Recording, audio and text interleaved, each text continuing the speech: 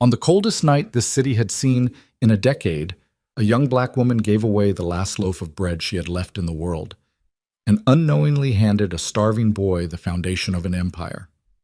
13 years later, that boy came back. He wore a tailored suit and commanded armies. He laid his entire kingdom at her feet, and he asked her to marry him. But she had one condition that no man in his position had ever survived. If you've ever believed that a single act of kindness could change the course of history, stay until the end. Like this video and drop your city in the comments. I want to see how far this story travels. The city had been dying since October, and by the time January hammered down, it wasn't dying anymore.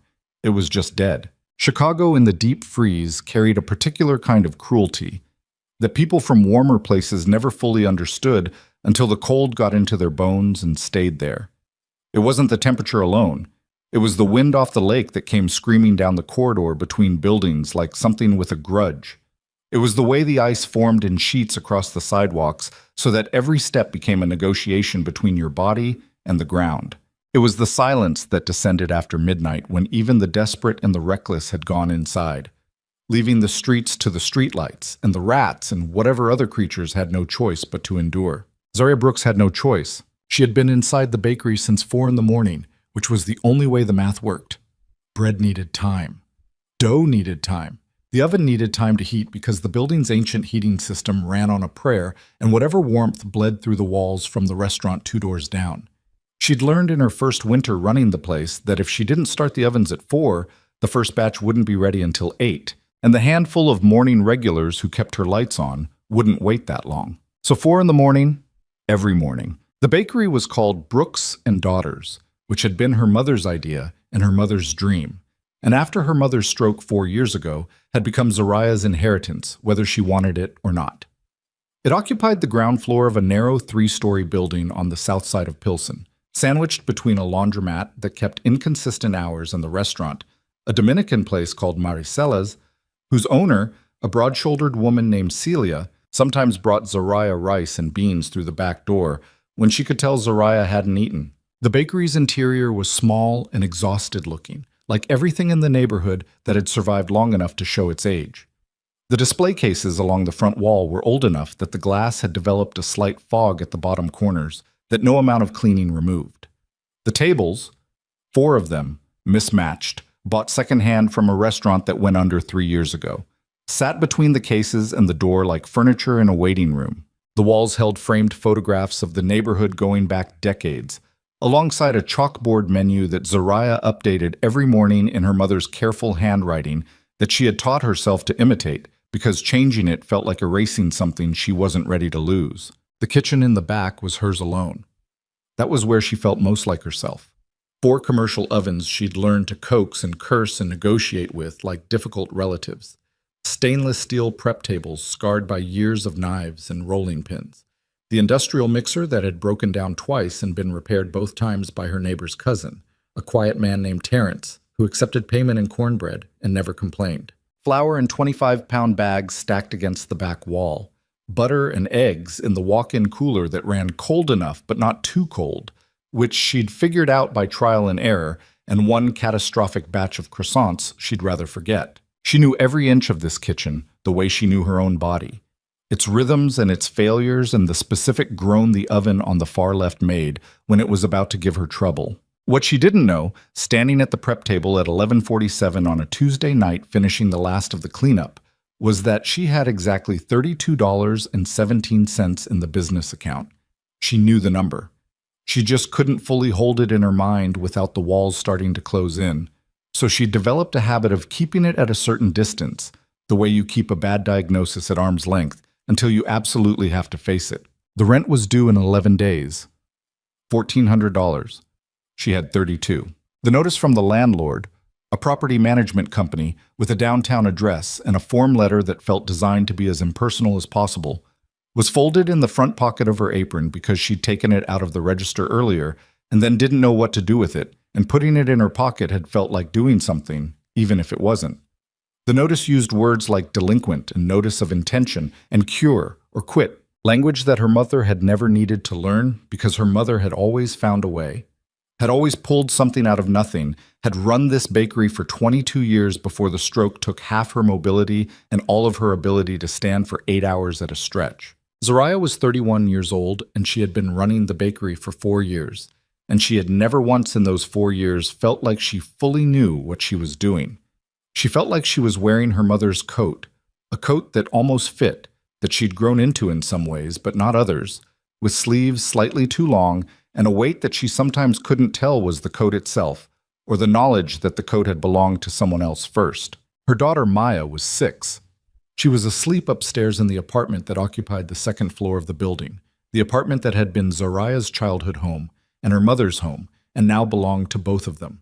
Zariah and Maya, the two remaining Brooks women, in the 2-bedroom apartment above the bakery that smelled of flour and old wood and the lavender candles Zariah burned at night when the silence got too heavy. Maya's father had been gone since before Maya was born, not dead, but gone, which was its own particular kind of grief that Zariah had made her peace with in stages and without much sentimentality. He had not been a bad man, just an absent one, and the difference mattered to Zariah even if it didn't change the practical result, which was that she was doing this alone.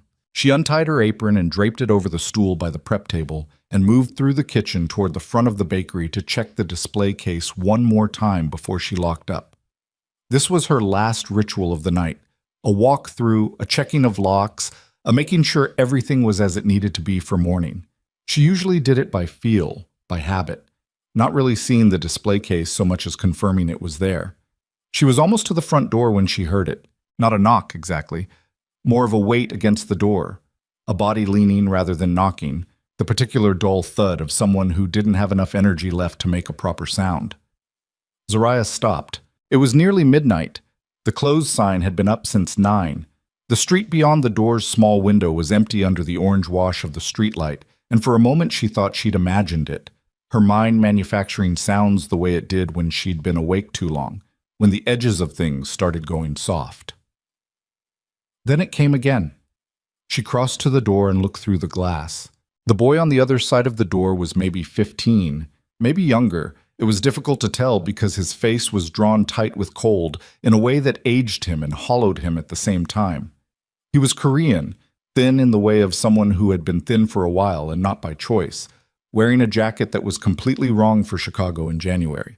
A thin canvas thing, the kind you might wear in fall, now soaked through with rain and probably frozen stiff at the collar. His hair was plastered flat against his forehead. His lips had gone a pale grayish color. His hands were pressed flat against the glass of the door, and he was looking at her not with desperation but with something quieter than desperation, something past it. The look of a person who has already done the mental work of accepting that the answer will be no and is asking anyway because they have run out of other options. Zariah looked at him for 3 seconds. Then she unlocked the door. The cold that came in with him was immediate and vicious.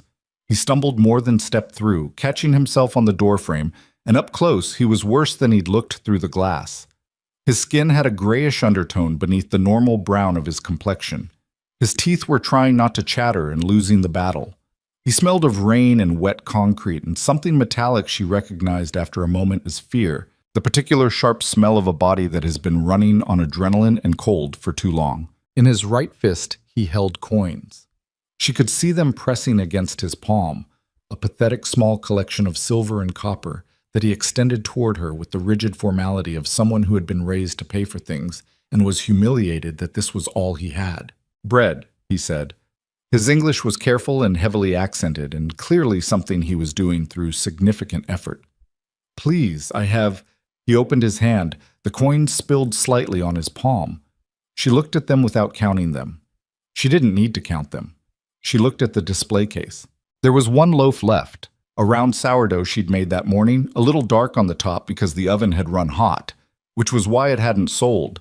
She'd planned to take it upstairs. It was in the most literal sense the last food available on the premises.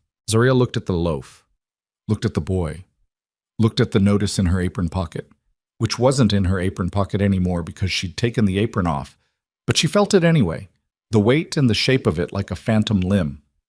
She thought about the $32.17. She thought about Maya asleep upstairs. She thought about her mother, who had run this bakery for 22 years and had never once, as far as Zariah knew, turned away anyone who was hungry. She went behind the display case, took out the loaf, wrapped it in brown paper the way she always wrapped things, folded the edges precisely, the way her mother had shown her, the crease tight at the corners. She put it on the counter. She looked at the coins in the boy's hand. "Keep those," she said. He looked at her like she'd spoken a language he didn't have a word for. "Keep the money," she said again, slower. "The bread is yours." He stood there for a moment that went on long enough to become uncomfortable. Then he set the coins on the counter anyway. He physically couldn't accept a gift without leaving something behind. She could see that in him, some deep point of pride that the cold and the hunger hadn't managed to reach. And he took the loaf with both hands and held it against his chest, the way you hold something you're afraid might disappear. He bowed. Not a small nod. A real bow, deep and deliberate. The kind that meant something in a way she didn't have the cultural vocabulary to fully decode, but understood in her body as significant. Then he pulled a receipt from the stack by the register. She kept them loose there, old receipts, used them for notes. And he wrote on the back of it, quickly, in a handwriting that was neater than she expected from a freezing boy with numb fingers. He pushed the receipt across the counter toward her, and then he took his bread, and he walked back out into the cold before she could say anything else. She stood there for a moment after the door closed, listening to the silence the way you listen after a sound you can't quite identify, trying to figure out what it was. Then she picked up the receipt. He'd written his name, Jun Hae-jin, in block letters, both the Korean characters she couldn't read and the English transliteration. Beneath it, in the same careful handwriting, "I will repay this, every debt I have. I promise on my life." Zariah read it twice.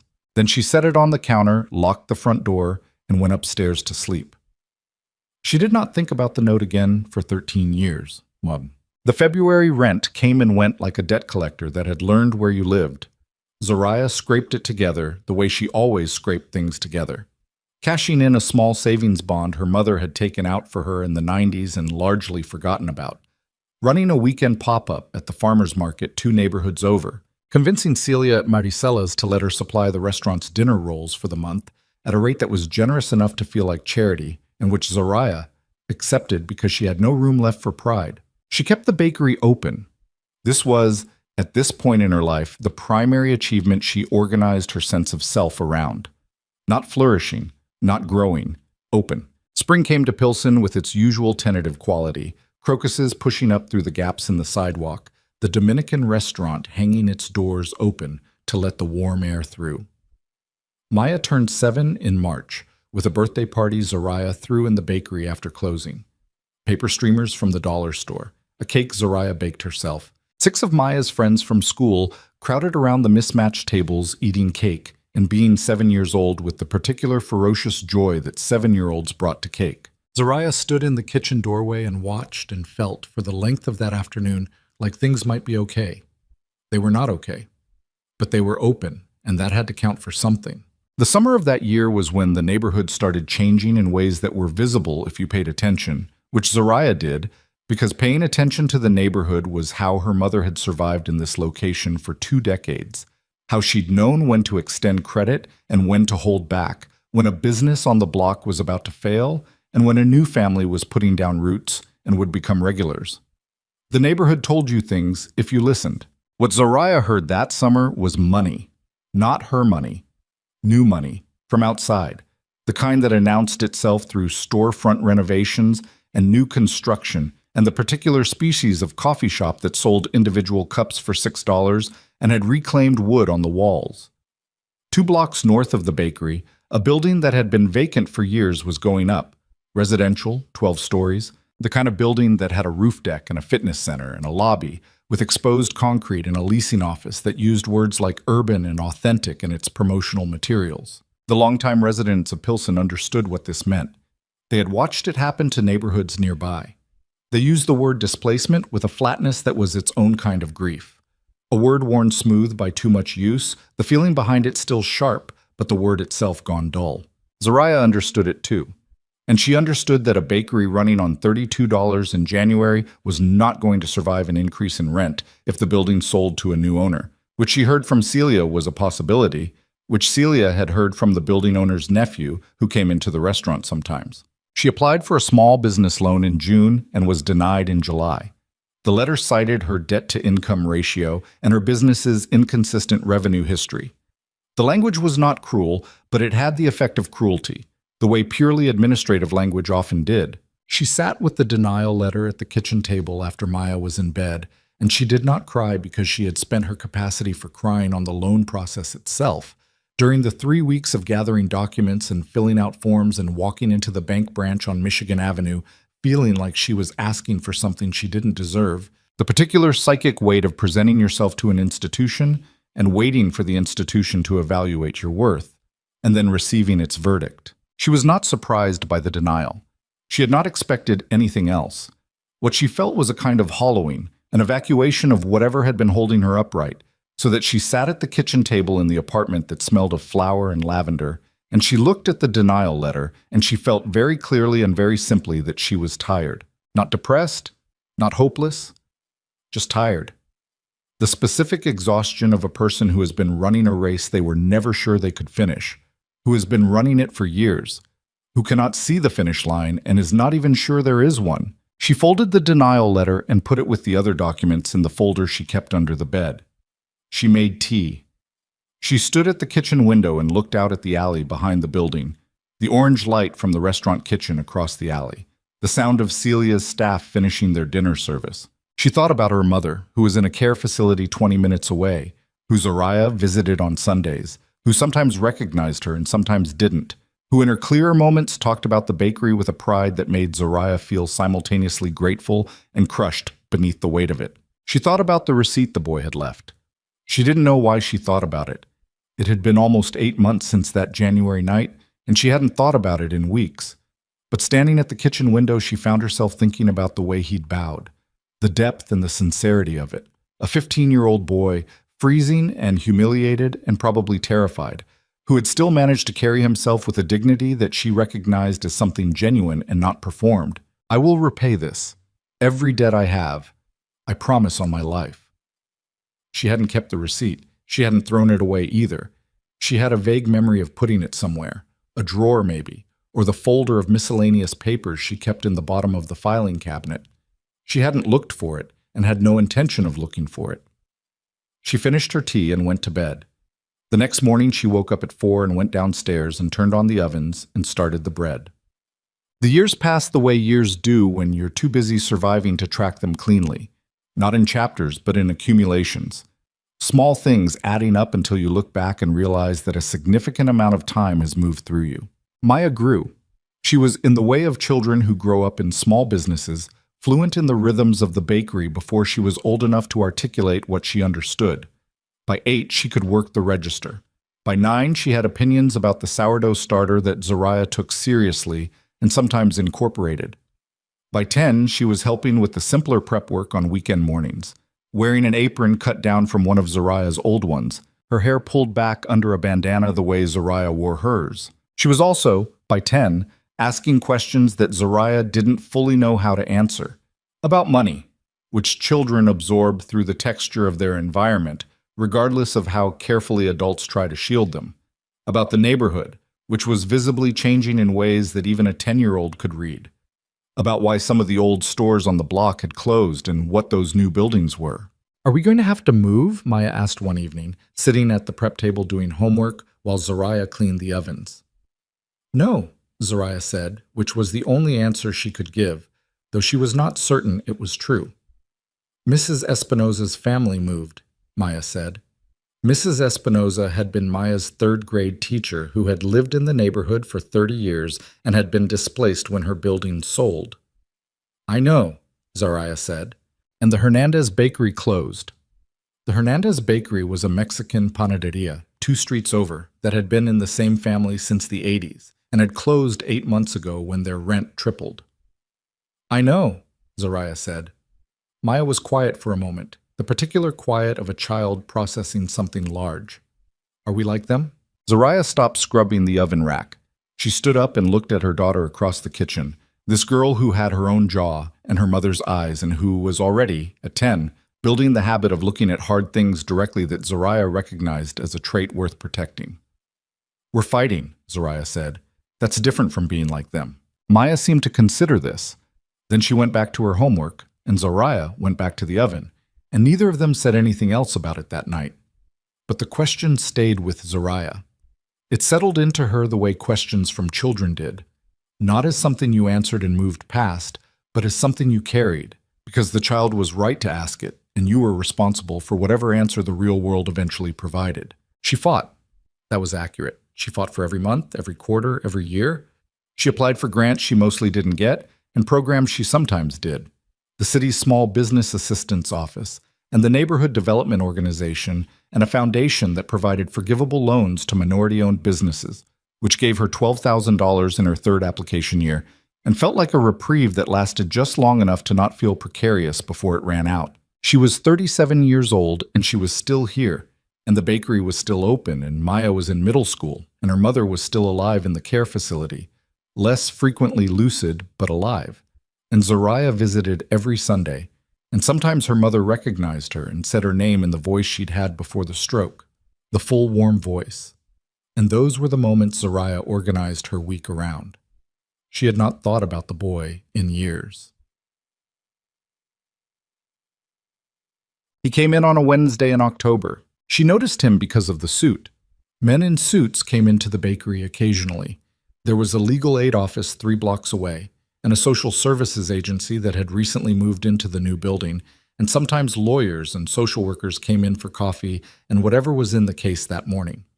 But this suit was different from those suits the way a certain kind of car was different from other cars, not in any single feature you could point to, but in the total impression, the fit that suggested it had been made specifically for this body, the quality of the fabric that absorbed light rather than reflecting it, the small details at the cuffs and collar that communicated a level of expense that Zoraya, who had grown up watching her mother stretch money, had developed a precise sensitivity to. The man wearing it was Korean, somewhere in his mid to late 20s.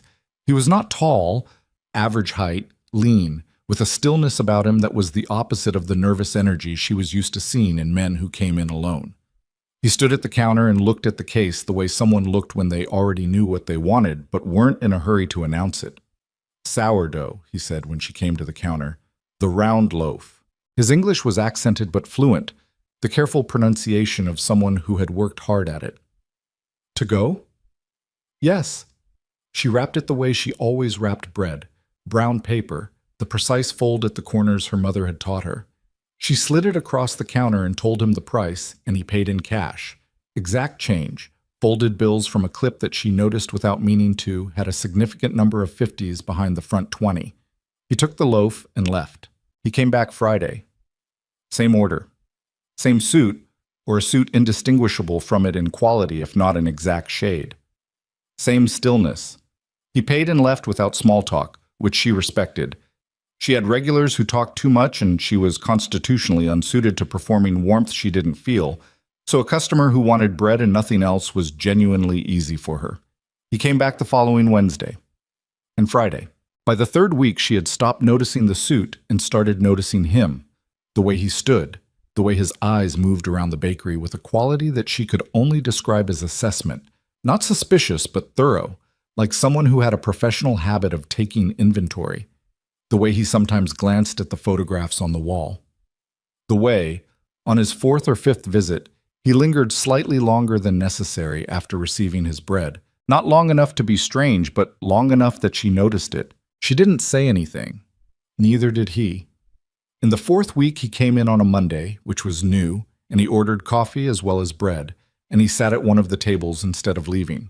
He had a phone that he looked at occasionally, but mostly he sat and ate, and looked at the street through the front window, and when he left, he nodded at her. Not the small, absent nod of someone acknowledging a server, but a deliberate nod, direct eye contact, the kind that meant something. She found herself that evening trying to place him. She did this with some customers, constructed small private theories about who they were and why they came in. It was a habit she'd inherited from her mother, who had understood her customer base with a sociological precision that Zoraya was still learning to match. This man she couldn't place. He was young, but carried himself like someone older. He was clearly wealthy, but there was nothing performative about it. He didn't want her to notice the suit, which perversely made her notice it more. He came in twice a week and ordered the same thing every time and paid cash and left no trace beyond the payment, no name, no conversation. She did not feel threatened by him. That was worth noting to herself. She had good instincts about danger, had developed them through years of running a business, alone in a neighborhood where the texture of safe and unsafe was something you learned to read, and what she felt from this man was not danger, but something else she couldn't name. The 6th week, he came in on a Wednesday evening, close to closing. The bakery was empty except for the two of them. He ordered the usual and paid the usual, and then he stood at the counter and he didn't leave. Zariah waited. She had learned, running a business, that silence was often the most efficient way to find out what someone actually wanted. He reached into the interior pocket of his jacket. What he placed on the counter was a piece of paper so old and fragile-looking that she almost asked him to be careful with it. It had been folded and unfolded so many times that the creases had gone soft, and the paper itself had taken on the texture of something worn. He smoothed it flat on the counter and pushed it toward her. It was a receipt from her bakery.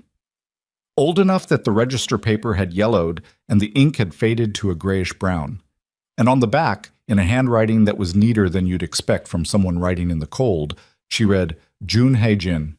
And beneath it, I will repay this, every debt I have, I promise on my life. Zariah's hand went to the counter to steady herself.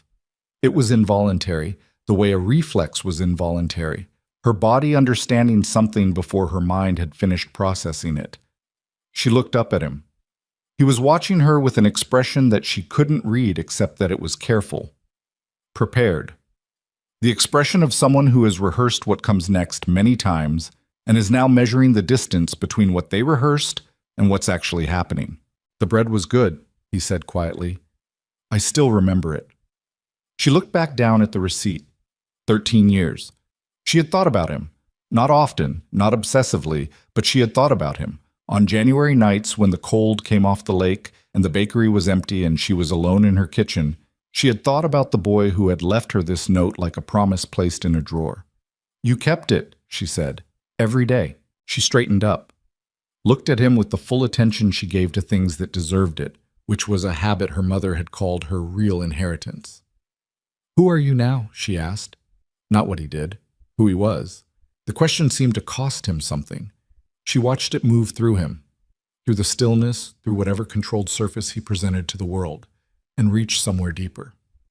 That, he said, is a longer answer than I can give you standing here.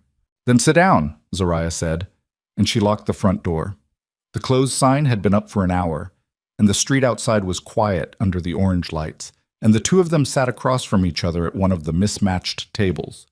And Zariah Brooks, who had not cried in front of another person in 3 years, felt her throat go tight as the man who had been a freezing boy with a handful of worthless coins reached into his jacket pocket and pulled out a card.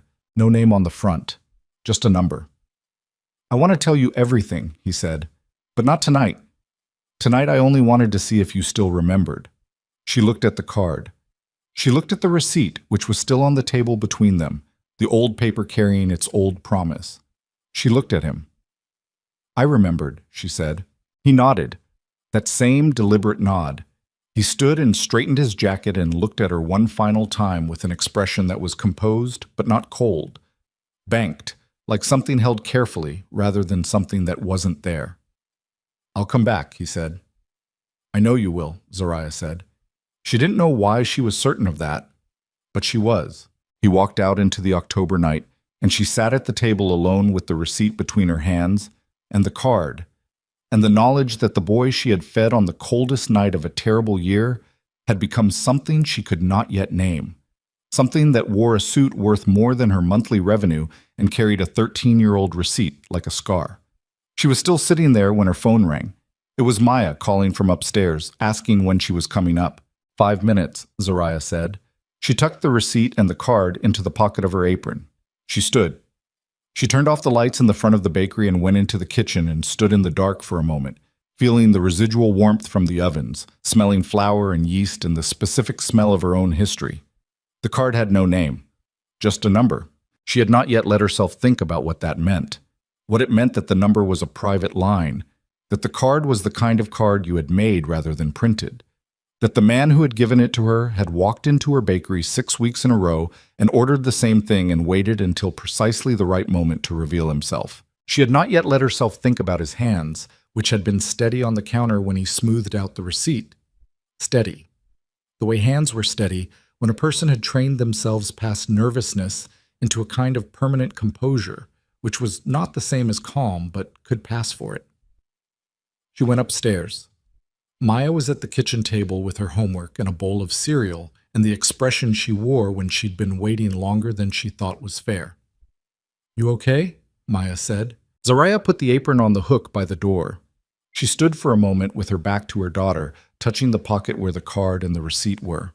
"Yeah," she said. "Yeah, I'm okay."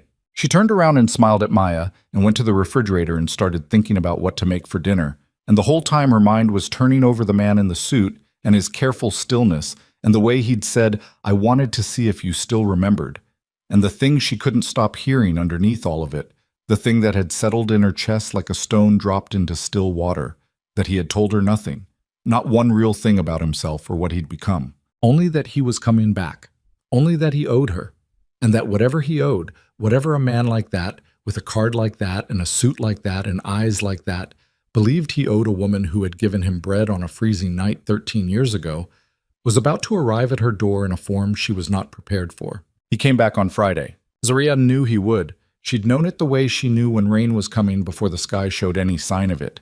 Something in the air changed, a pressure shift, a quality of waiting that settled into the bones before the mind caught up. She'd spent Wednesday night and all of Thursday telling herself she wasn't thinking about him, which was a lie she maintained with reasonable discipline until about 2 in the morning. Thursday, when she gave it up and lay on her back in the dark, staring at the ceiling, and let herself think about him properly. What she had was almost nothing. A name, June Hagen, which he'd written on a receipt 13 years ago, and which was apparently not what he went by now. A suit. A card with a number she hadn't called. The receipt itself, which she'd put in the drawer of her nightstand because putting it back in the folder under the bed felt wrong, felt like filing something that didn't belong filed. And the particular quality of his stillness, which she kept returning to, the way he'd sat across from her at the table and looked at her with those banked, careful eyes and told her nothing while making her feel like she was being told everything. She Googled the phone number Thursday evening after Maya went to bed. Nothing. She'd expected nothing and gotten it, which confirmed that the number was what she'd suspected, private, untraceable, the kind of line that existed outside the infrastructure of findable things. She thought about not calling. She thought about calling. She did neither and went to bed. Friday morning, she made bread. This was the cure for most things, or at least the management of most things. The specific physical engagement of the work, the flour, and the water, and the yeast, and the heat. The requirement that your hands do something precise, while your mind ran wherever it needed to run. She made 3 sourdoughs, 2 batches of dinner rolls for Maricella's, a tray of cornbread that she put in the case for the morning rush, and a sweet potato pie that she was testing as a possible addition to the menu. He came in at 11:40, 20 minutes before the lunch hour, when the bakery would get its modest midday surge of neighborhood regulars and the occasional walk-in from the new buildings going up 2 blocks north. Same suit, different color, charcoal today instead of the deep navy of Wednesday, same quality. He ordered the sourdough. She wrapped it. He paid. And then he looked at her across the counter with those careful eyes and said quietly, "Do you have time to talk?" Maya was in school. Celia's nephew was covering the counter for the lunch hour starting at noon. Zaraya had approximately 45 minutes. "Come back here," she said, and lifted the counter panel. She took him into the kitchen. She did this deliberately. The kitchen was her territory, the place where she held the most authority, and she wanted that weight on her side of whatever conversation was coming. She pulled a stool from under the prep table and gestured at it, and he sat, and she stood with her back to the prep table and crossed her arms and waited. He held the wrapped loaf in both hands, which struck her as oddly formal, like he didn't know what to do with it now that he had it. "My name is Kang Jaemin," he said. "That's what I'm called now." "Jaemin," she repeated. "June was the name I had when I was no one." He said it without self-pity, as a statement of fact. "I came here when I was 14, not legally." She didn't say anything. "I had nothing, less than nothing, I spoke maybe 50 words of English. I slept in a laundromat in Chinatown for the first 2 weeks. He paused. The night I came to your bakery, I had been awake for approximately 36 hours. I had eaten half a granola bar the day before. I was going to pass out on the street. I was completely certain of that. And then you didn't, Zariah said. And then I didn't. Something shifted in his expression, not softening exactly, but a slight loosening of the controlled surface. You didn't ask me anything. You didn't look at me the way people had been looking at me for weeks. You just... He stopped. Started again. The bread was warm. I remember that most. It was warm. Zariah uncrossed her arms. She turned and picked up a dish towel and folded it, because she needed to do something with her hands. What did you become? She asked. After that night. The pause that followed was the kind that contained a significant decision. I found people, he said, Korean community in the city. There are networks, for people who arrive the way I arrived. Some of those networks are legitimate, some aren't. And you went into the ones that weren't. Not immediately. He looked at the loaf in his hands. I was smart. That sounds arrogant, but it's just true. I could see patterns in how organizations ran, where the inefficiencies were, where money was being wasted or misused. It's a particular kind of thinking. I didn't choose it. It was just how my mind worked. He looked up at her. The people who ran the networks saw it. They used it. And then you ran the networks. He held her gaze. Yes. Zarya set the dish towel down. She looked at him. Really looked. The way she looked at things when she was making a decision about them, which was a habit her mother had called her X-ray vision, and which Zariah thought of simply as paying attention. What do you run? She asked. Specifically? Currently? Currently. Another pause. He set the loaf on the edge of the prep table. The Korean syndicate that operates across Chicago, Detroit, and Toronto. I've controlled it for 4 years. Before that, I was second, for 3 years. Before that, I was building the architecture that eventually allowed me to take it. The kitchen was very quiet. The oven on the far left made its familiar low groan, and Zariah barely heard it.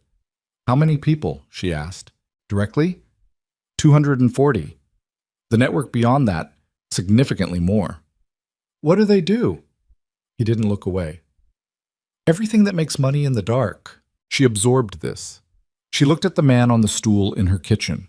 The suit, the stillness, the receipt he'd carried for 13 years. And she thought about her mother and the bakery and the notice from the property management company and Maya asking, are we going to have to move in all the ordinary accumulated weight of a life built carefully in difficult circumstances? And she thought about what it meant that this man existed and had come back. Why are you telling me this? She said. Because I owe you the truth. You owe me a loaf of bread. Something crossed his face. Not a smile, not quite, but the ghost of one. I owe you more than that. Don't, she said. Don't make it bigger than it was. I gave you bread because you were hungry. That's the whole story. That's not the whole story.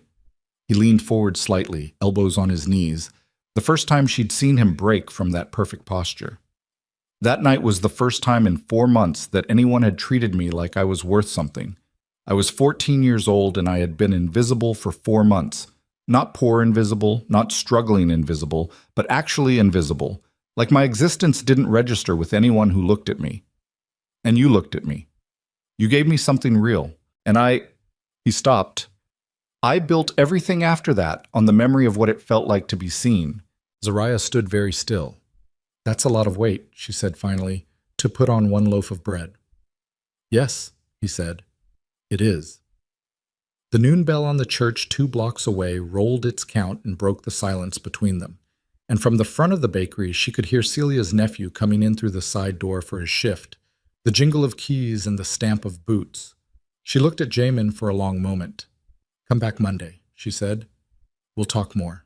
He picked up the loaf, stood, straightened his jacket with the automatic precision of a man who had done it 10,000 times. Monday, he said. Done. He came back Monday, and Wednesday, and the following Monday. The conversations happened in the kitchen, always in that window between the morning rush and the noon hour, always with the ovens running and the smell of bread in the air. Zariah stood and he sat and they talked with the careful, incremental quality of two people building something whose nature neither of them had named yet. She learned things. He was 28 years old. He had taught himself English, then business, then law. Enough law to understand contracts and liability and the architecture of how legitimate and illegitimate money moved. He had no family in Chicago, no family anywhere that he spoke to. He slept 4 hours a night as a general practice and had never been able to change this. He ate simply and without much interest in food, which she found both sad and slightly insulting given her profession, and which she told him directly, and which produced the first real laugh she'd heard from him. Short, surprised out of him, like he hadn't expected to laugh and wasn't entirely sure the sound was his. She told him things too. Maya, the bakery, her mother in the care facility, the loan denial, the rent.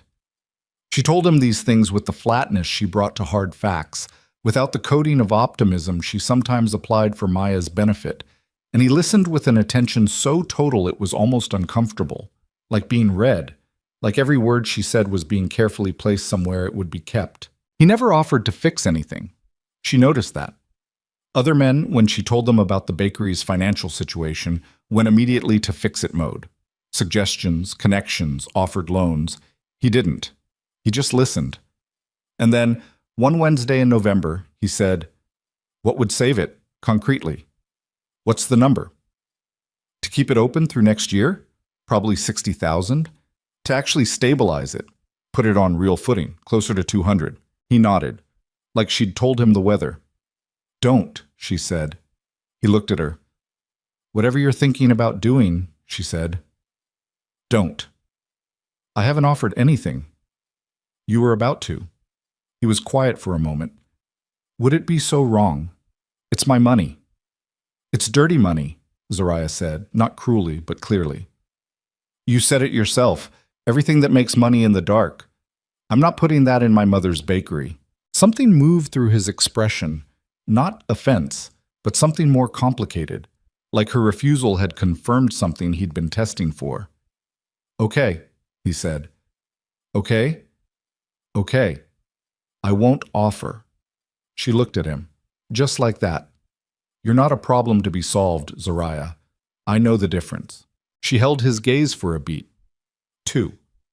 Then she turned back to the oven and checked the bread and didn't say anything else, because there wasn't anything else to say that wouldn't move them into territory. She wasn't ready to enter.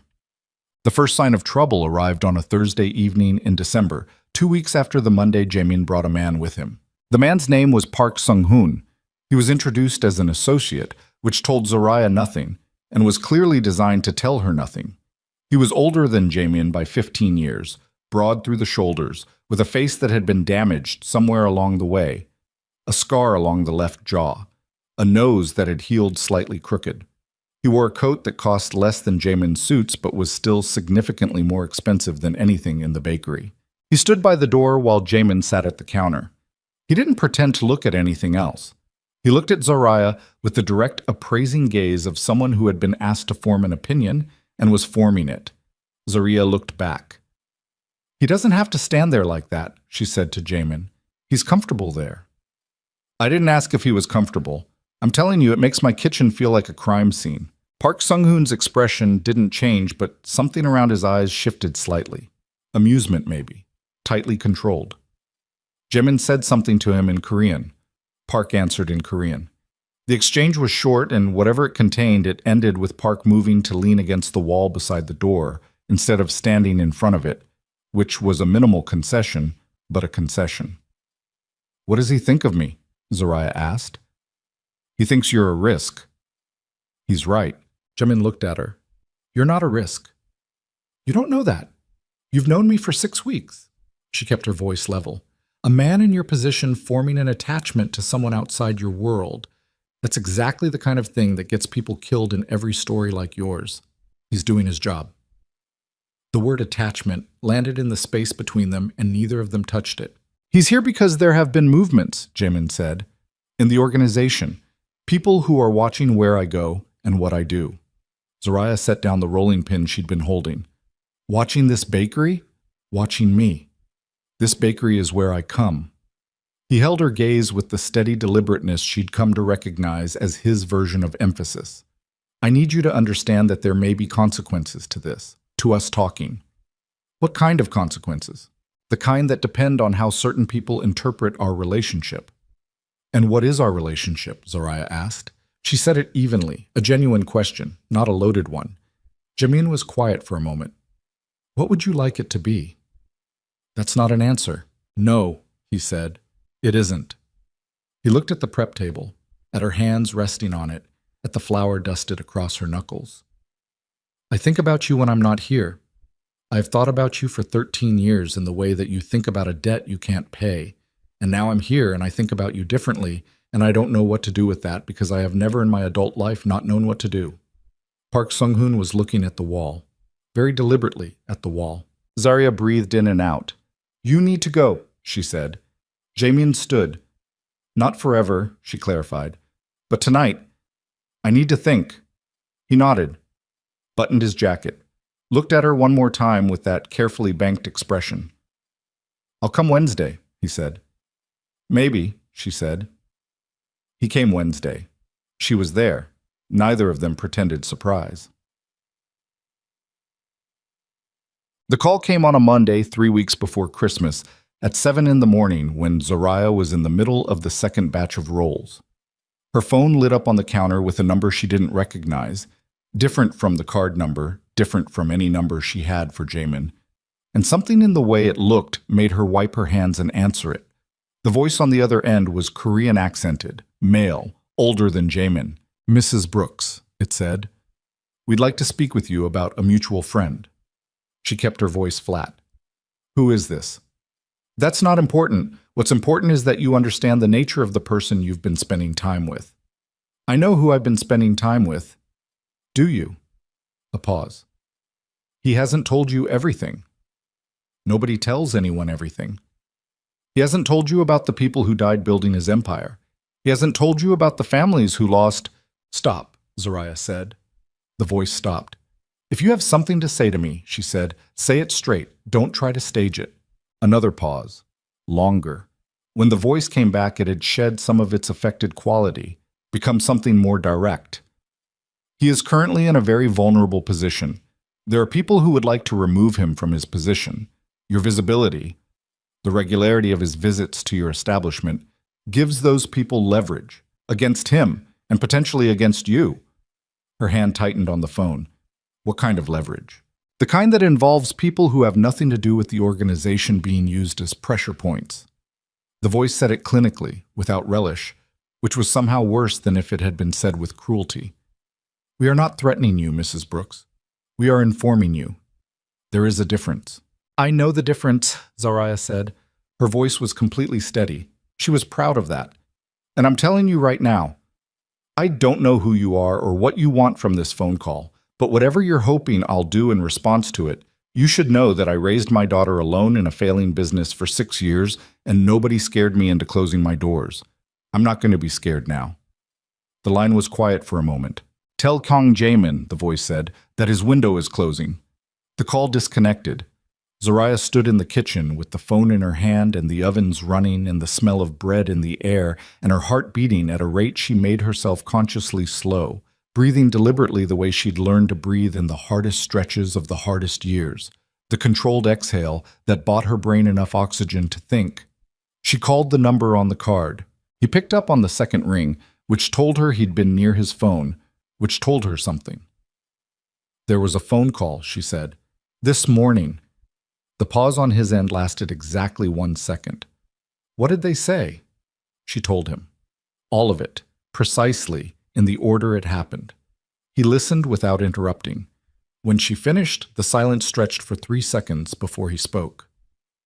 Are you and Maya? We're fine. I'm not calling because I'm scared. I'm calling because you told me there were movements in the organization and now I'm getting phone calls. And I think that means the situation has changed and I deserve to know how. Yes, he said, the situation has changed. Then come tell me. I'll come tonight. Come tonight, she said.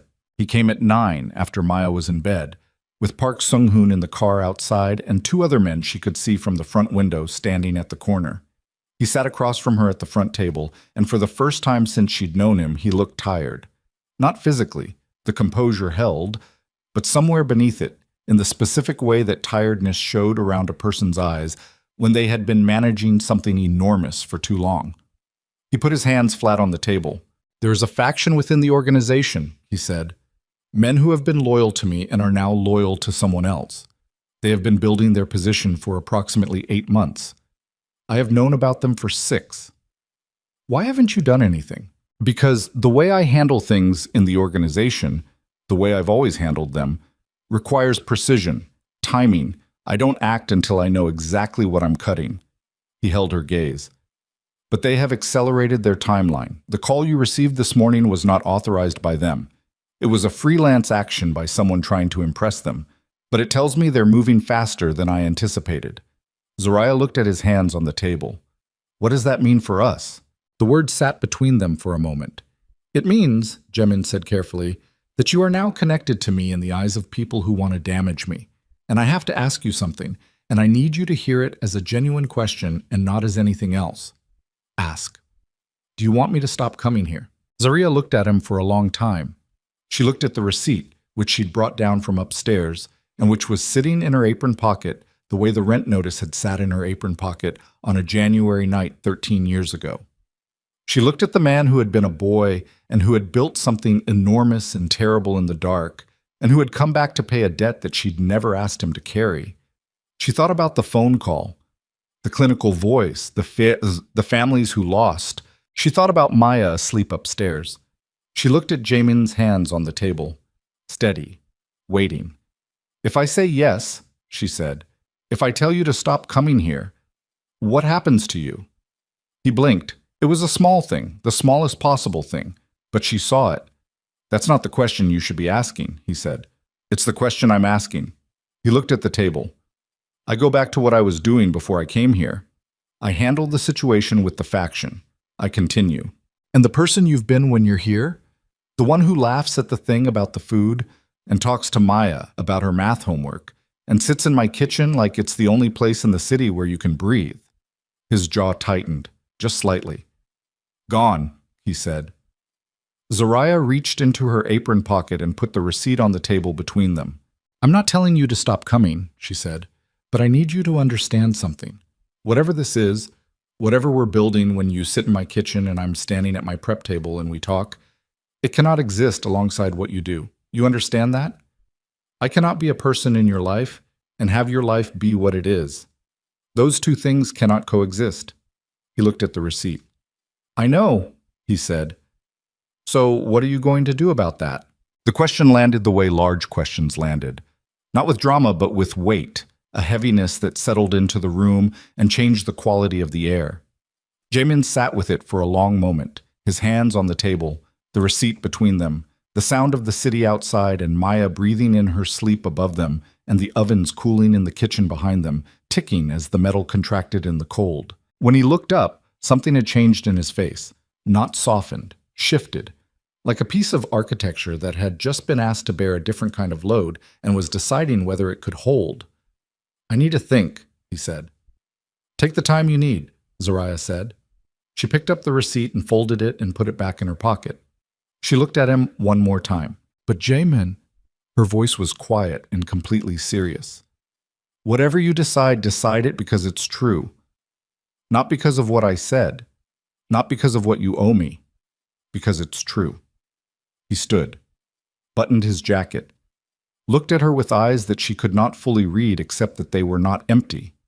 They were so full that reading them required a fluency she was still developing. "I'll come Friday," he said. She walked him to the door. Through the front window, she could see Park Sung-hoon getting out of the car, and the two men at the corner straightening, and somewhere beyond the orange lights of the street, the city was doing what cities did at 9 o'clock on a winter night, living and dying and moving through its 1,000 ordinary complications. She watched him walk to the car. She didn't know what he was going to decide. She knew, with the certainty she brought to things she understood in her body before her mind caught up, that whatever he decided on Friday would change everything, for both of them, and that there was no version of Friday that looked like what Wednesday had looked like, or the Wednesday before that, or any of the careful incremental Wednesdays that had built this thing between them. She locked the door. She stood in the dark of the bakery for a moment, the closed sign throwing its faint red light across the floor. Then from somewhere close outside, close enough to be just across the street, close enough that she felt it in her chest before she heard it, came the sound of something she recognized only after the fact as the sound was a gunshot. Zaria knew it the way anyone who had grown up in certain parts of certain cities knew it. Not from experience with weapons, but from proximity to consequence. From the particular flat crack that was nothing like the sounds on television, sharper and smaller, and somehow more final than anything a speaker could reproduce. She had heard it 3 times in her life before this moment. Once, when she was 9, in the alley behind her grandmother's building. Once when she was 19, 2 blocks from the community college where she'd been taking night classes. Once the year Maya was born, close enough to the bakery that the windows had shivered in their frames. She knew it. She was already moving before the echo finished, not toward the door, which was the instinct, but away from it, deeper into the bakery, putting the display cases between herself and the front glass. Her hands found the counter, and she crouched behind it, and in the 3 seconds it took her to do this, her mind was running 2 tracks simultaneously. The cold tactical track that said stay down, stay away from glass, wait, and the other track, the one that lived in her chest and not her head, that said Maya. Maya was upstairs. The staircase to the apartment was through the kitchen. The kitchen had a back door that opened onto the alley. Zaria was up and moving before the tactical track could finish its objection. Through the swinging door into the kitchen, not running because running made noise, but moving fast and low, her hand finding the stair door by muscle memory in the dark. She took the stairs 2 at a time. Maya's door was closed. Zaria opened it, and Maya was sitting up in bed with the wide-eyed, not quite awake look of a child who had heard something and hadn't yet classified it. "Come here," Zaria said. Her voice was completely level. She had not known until this moment that she could make her voice that level under these conditions, and she filed it away with the distant part of her mind that was still observing things. What was, "Come here right now, baby," quietly. Maya came. She was 12 years old, and she read the situation in her mother's face, and she didn't ask another question. She got out of bed and came to Zaria's side, and Zaria put her arm around her and took her to the bathroom, which was interior, no windows, and sat her in the tub and said, "Stay here, stay low, don't make noise." And Maya looked at her with those dark, serious eyes and said, "Okay," and meant it. Zaria went back to the top of the stairs and listened. Silence from the street. Then voices, multiple, urgent, in Korean, and one in English that she recognized as Park Sung-hoon's, and then the sound of a car door and an engine and tires on wet pavement. Then her phone buzzed. Jamin's number. She answered it without speaking. "Are you and Maya safe?" His voice was controlled, but the control was working harder than usual. She could hear the effort in it, like hearing the strain in a rope. "Yes. We're inside. What happened?" "One of the men at the corner was shot. He's alive. Sung-hoon has him." She absorbed this. "Was it meant for you?" A pause. "Yes." "Are you hurt?" "No," she breathed. "Where are you?" "In the car, 2 blocks away." Another pause, shorter. "I'm not coming back tonight. I'm sending someone to watch the building. You won't see them, but they'll be there." "Jamin, I'll call you in the morning." The line went quiet. Not disconnected.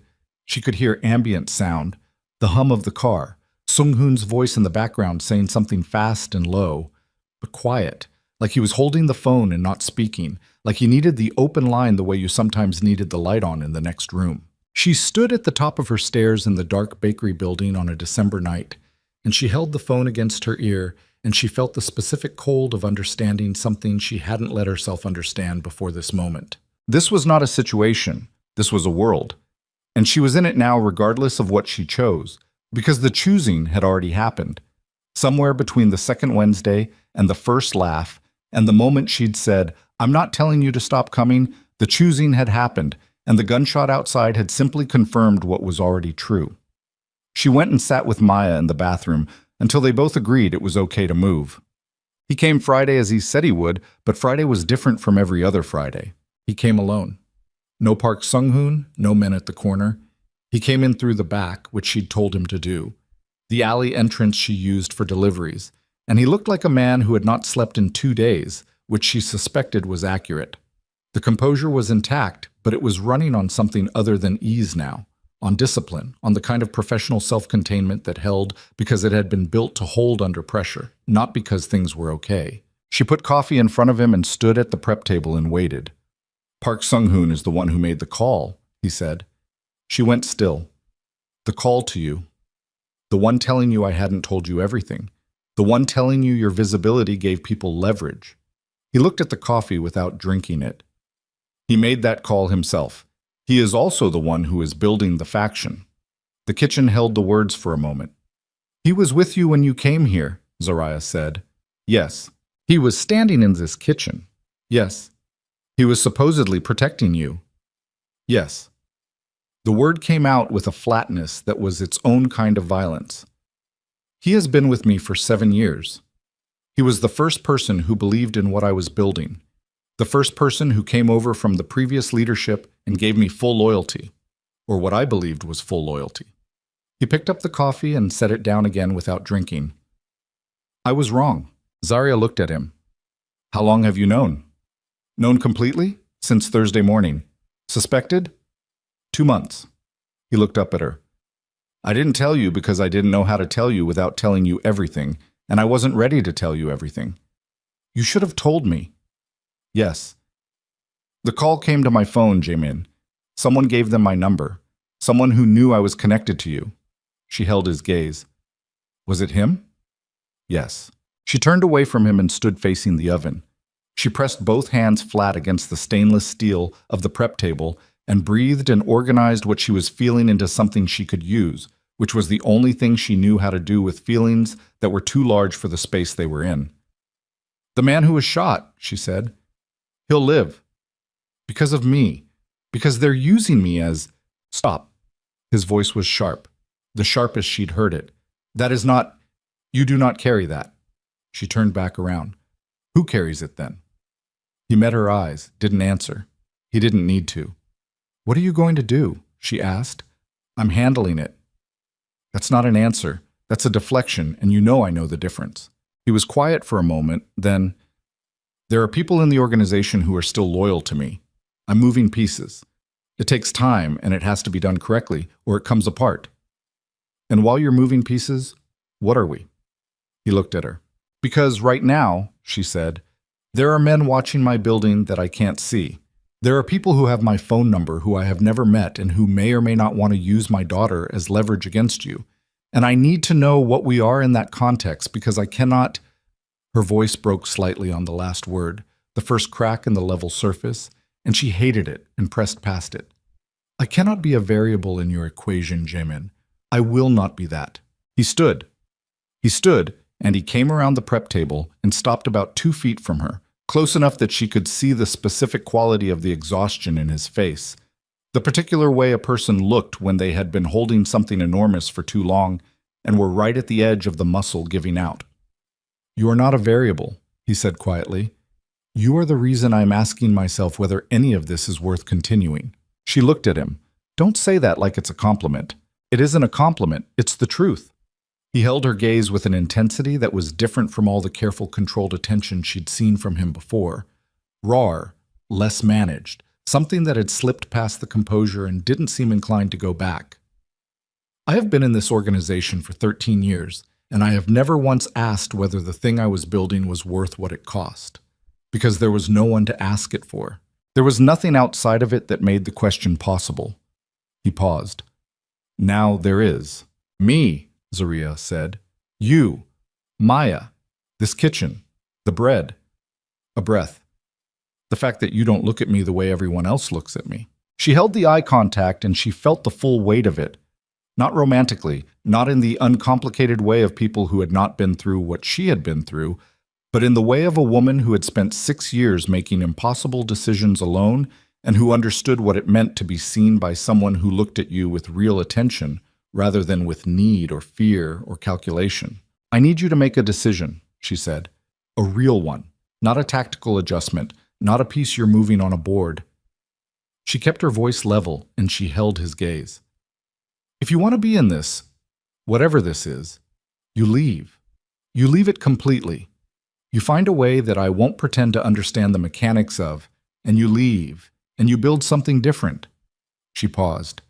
"Or you go back to what you were, and we end this now, tonight. And I wish you whatever kind of luck applies to what you do." He looked at her for a long time. "You're asking me to destroy it," he said. "I'm asking you to choose." "It's the same thing." "I know," Zariah said. The oven on the far left groaned its familiar low note in the silence. Outside, the alley was quiet. Somewhere above them, Maya was doing her Saturday homework and listening to music through her headphones.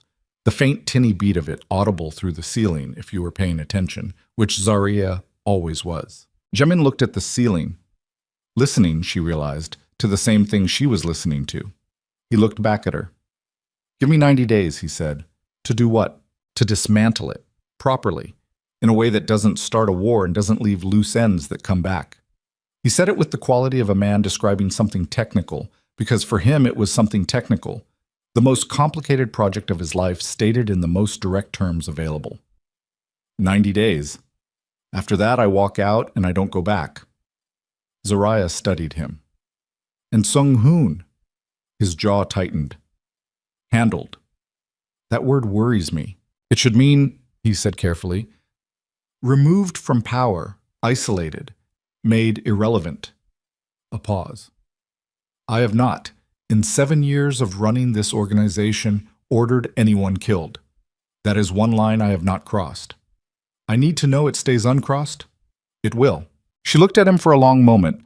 Then she nodded once, the way she nodded when she'd made a decision and was done deliberating. 90 days, she said. But Jimin, if at any point Maya is in danger, any point, this ends immediately. I don't care what stage you're at or what it costs you. If Maya is ever in danger, he said, and his voice was completely quiet and completely certain, I will end it myself before you have to ask. She believed him. She didn't know entirely why she believed him, but she did, in the same place she believed things before she could explain them. Go, she said. Do what you have to do. He went. The 90 days did not go as planned. Nothing that complex ever did. The first 30 days were quiet.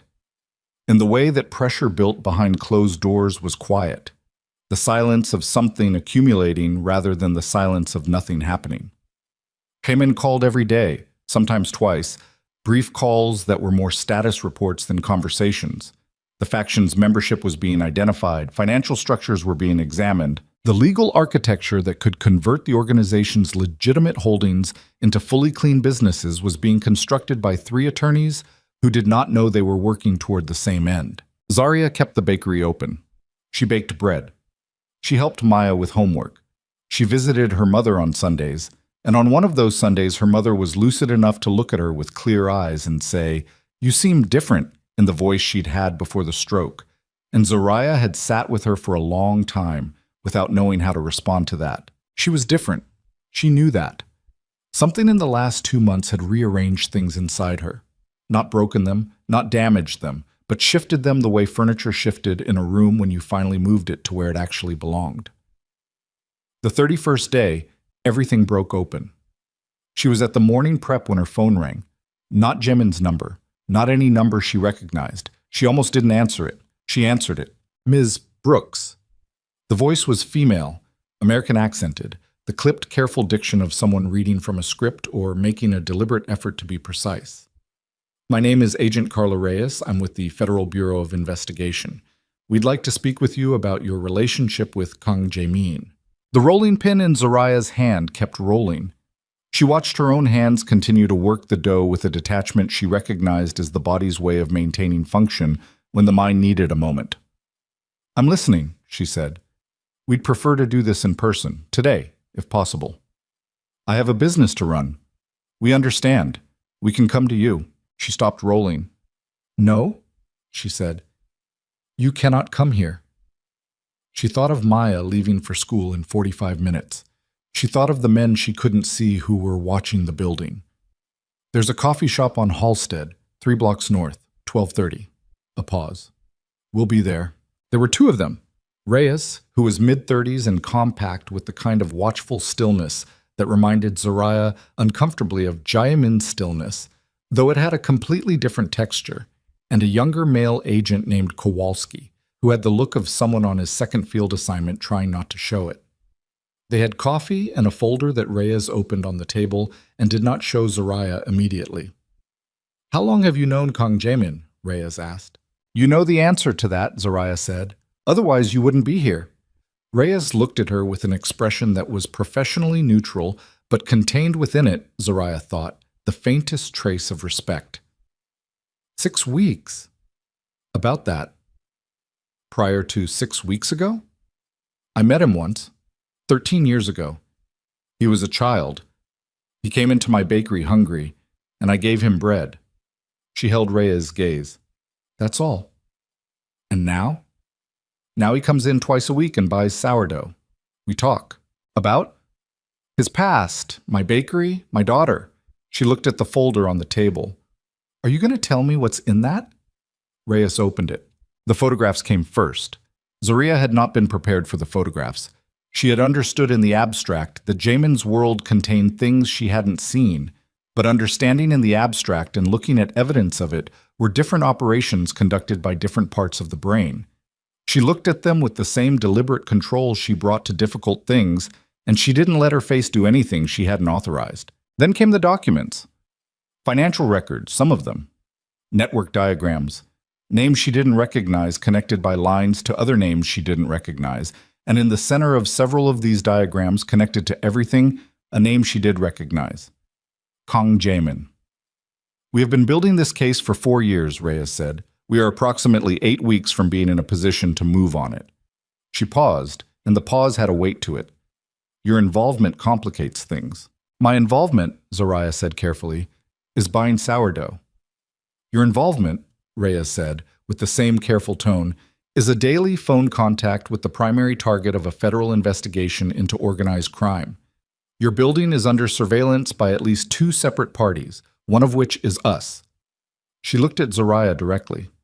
We need to know where you stand. I stand in my bakery, Zoraya said. I'm not part of this. You may not have a choice about whether you're part of it, Kowalski said, which was the first thing he'd said and which earned him a quick, sideways look from Reyes. What my colleague means, Reyes said, is that when we move, anyone with a documented connection to Kang Jaemin will be examined. Your phone records, your financial records, any transactions. I don't have any transactions with him. He buys bread. He pays cash. I understand that, but the documentation of the connection exists, and in an investigation of this scope, everyone in the web gets looked at, even people who gave a kid a loaf of bread 13 years ago.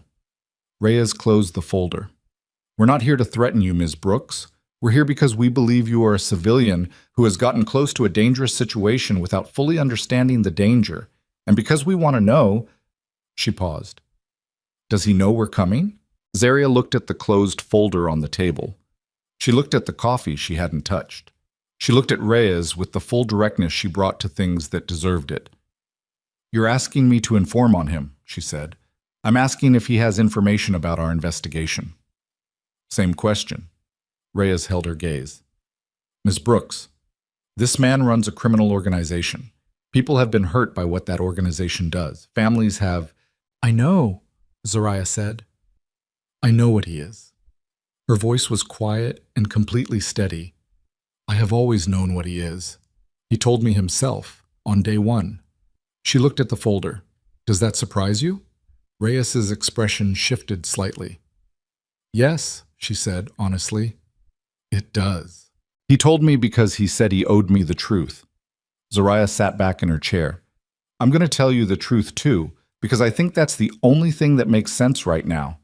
I don't know what you have in that folder. I don't know the details of what his organization has done. He has not shared that with me, and I have not asked. She paused. What I know is that 3 days ago I asked him to leave it, to dismantle it and walk away. And he said yes. The silence at the table was sharp and brief. He said yes, Reyes repeated. He gave himself 90 days. Reyes and Kowalski exchanged a look that Zoraya couldn't fully read. Ms. Brooks, Reyes said slowly, if what you're saying is accurate, if he is genuinely in the process of dismantling the organization, That changes the calculus of our investigation significantly. It also, she stopped, started again. It also creates an extremely dangerous window because the people inside the organization who don't want it dismantled will move to stop him. And anyone connected to him during that window is what? Zariah said. Exposed, Reyes said. Zariah sat with the word. Outside the coffee shop window, Halstead Street ran its ordinary December business. People with coats and bags, a bus pulling away from the stop. The particular quality of cold gray Chicago light that turned everything slightly silver. Ordinary. Completely ordinary. She thought about Jamin saying, "Give me 90 days." She thought about the gunshot outside her bakery. She thought about Maya in the bathtub saying okay with her serious 12-year-old eyes. She thought about Park Sung-hoon standing in her kitchen looking at her like a problem to be assessed. She thought about the receipt in her nightstand drawer. "What do you want from me?" she asked. Reyes reached into the folder and placed a card on the table. "For now? Nothing. We want you to continue exactly as you have been. We want you to be safe, and we want you to have a way to contact us if anything changes." She looked at Zariah. "We are not asking you to do anything against him. We are asking you to protect yourself." Zariah picked up the card. She looked at it. She put it in her jacket pocket alongside. She was suddenly aware the number Jamin had given her 6 weeks ago. She walked back to the bakery. She went into the kitchen. She put on her apron. She stood at the prep table and she looked at the ovens and she breathed deliberately, the way she'd learned to breathe in the hardest stretches, the exhale that bought the brain enough oxygen to think. Then she called Jamin. He answered on the first ring. "FBI," she said. "They came to me this morning. They've been building a case for 4 years. They say they're 8 weeks from moving." The silence on the other end lasted exactly 4 seconds, long enough that she counted them. "Are you safe?" he said. "Yes." "Is Maya?" "She's at school. She's fine." Zariah pressed her free hand flat against the prep table. "They're not threatening me. They said they're trying to protect me. But Jamin—" She paused. They know you're in the process of something. I told them what you told me. I didn't know if that was right, but I couldn't sit across from them and lie about it. I don't do that." Another silence. Shorter this time. "You told them I was dismantling it," he said. "Yes." "Did they say what they'd do with that?" "They said it changed the calculus of the investigation." She paused. "And that the window you're in is the most dangerous part. That the people inside who don't want it dismantled will move to stop you." She heard him breathe, slow, controlled. The breath of a man doing the things she did, buying the brain enough oxygen to think. "Sung-hoon already moved," he said. She went cold. "What does that mean?" "It means the timeline I gave you is no longer accurate." A pause. "I need to move faster. The 90 days. I may not have 90 days." "How long do you have?" "I don't know. Weeks? Maybe less." Zariah looked at the ovens, thought about Maya, thought about the FBI agent's card in her pocket, and the number in her other pocket, and the receipt in her nightstand drawer. All the pieces of this thing she had walked into one loaf of bread at a time. "Then move," she said. "Whatever you need to do, move. But Jamin—" Her voice dropped to something very quiet. "If this goes wrong, if something happens and you can't finish it, you call me first. You understand? Before anything else, you call me." "Nothing is going to happen to you," he said. "That's not what I said." She gripped the edge of the table. "I said you call me. Promise me that." A long silence. Longer than the others. "I promise," he said.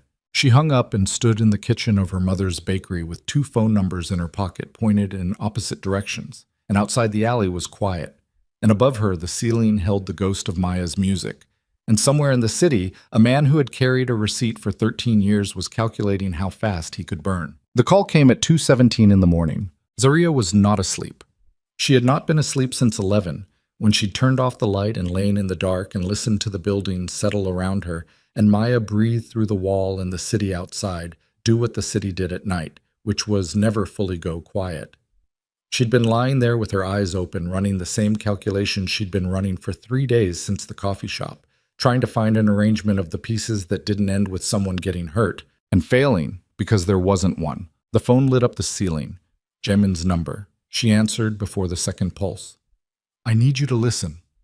His voice was different, still controlled, but the control was doing something different now, not containing composure, but containing urgency, the specific quality of a voice that is disciplined enough not to shake, but is shaking underneath. I need you to take Maya and go to Celia's. Right now. Through the kitchen, through the alley, don't turn on any lights. She was already sitting up. What's happening? Sung-hoon moved tonight. He moved earlier than... There are men outside your building, Zoraya, not mine, his. Her feet found the floor. How many? We think 3. The 2 we can confirm are at the front, possibly 1 in the alley. A sound behind his voice, movement, quick exchanges in Korean that she couldn't parse. Go through the alley anyway. There's a man named Kim on the corner of the next block in a gray Hyundai. He will take you wherever you need to go. He's mine. You can trust him. You're sure? He's the only person I'm certain of right now, yes. She was in Maya's room. She put her hand on Maya's shoulder and Maya woke the way she'd woken since she was a child, not gradually, but all at once, eyes open and present, the deep sleeper's transition into full alertness that had always slightly amazed Zoraya. Get your shoes, Zoraya said, quiet, level. Your coat. Nothing else. Maya read her face and asked nothing. She got her shoes. Zoraya put the phone back to her ear. We're moving. What about you? I'm handling Sung-hoon. Jaemin, I will call you when it's done. A pause, and inside the pause was something that was not quite fear, but was its close neighbor. The sound of a man standing at the edge of something and looking down. If I don't call by 6, call Reyes. Don't say that. Zoraya. Her name in his mouth, in that voice. Go. She pocketed the phone. She took Maya's hand and they went through the kitchen in the dark. No lights. Zoraya's free hand trailing along the wall she knew by absolute feel, finding the back door, the deadbolt, the alley. The cold outside was brutal and immediate. January had come back with a specificity of cruelty. The temperature below 0, the wind finding every gap in their coats, the alley floor sheeted with ice that Zoraya navigated by instinct and memory, keeping Maya close, moving fast without running. She looked right, clear. She looked left. A figure at the far end of the alley, near the street, standing in a way that was not the way people stood when they were just standing. Too still, too aware. She pulled Maya back against the building wall, and they stood in the shadow of the dumpster, and Zoraya made herself breathe slowly and thought with the cold, precise part of her brain that she was increasingly grateful for. The figure hadn't moved, hadn't looked their way. But he was between them and the street, between them and the gray Hyundai, and there was nothing between them and him except 40 feet of iced-over alley and the dark. She looked at Maya, 12 years old, back against the brick wall, coat half-zipped because there hadn't been time, eyes moving between Zoraya's face and the figure at the alley's end with an expression that was not panic, but was the thing that existed just adjacent to panic, when a person was holding it together through sheer will. There's a door, Maya whispered. Zarya looked where she was looking. Maricella's. The restaurant's back door, 15 feet to their right, the door Celia's staff used for delivery, and the one Celia herself sometimes held open to wave Zoraya through when she brought the dinner rolls.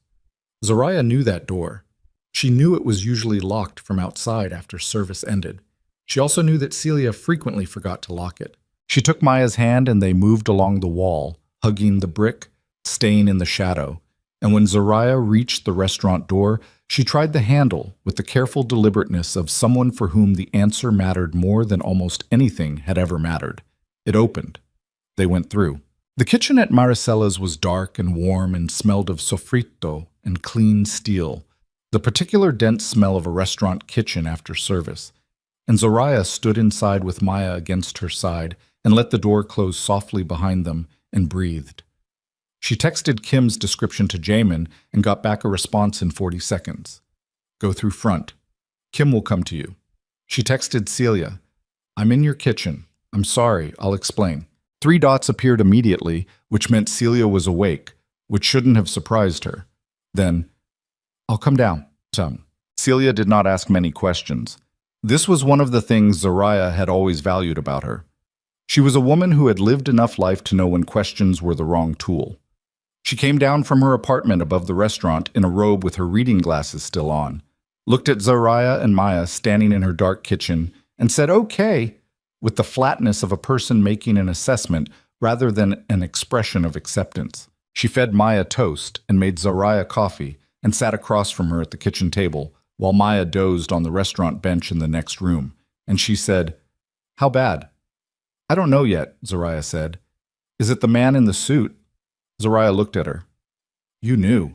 Baby, I run a restaurant with windows. I see everything that walks past my building twice a week for 6 weeks. Celia wrapped both hands around her own coffee cup.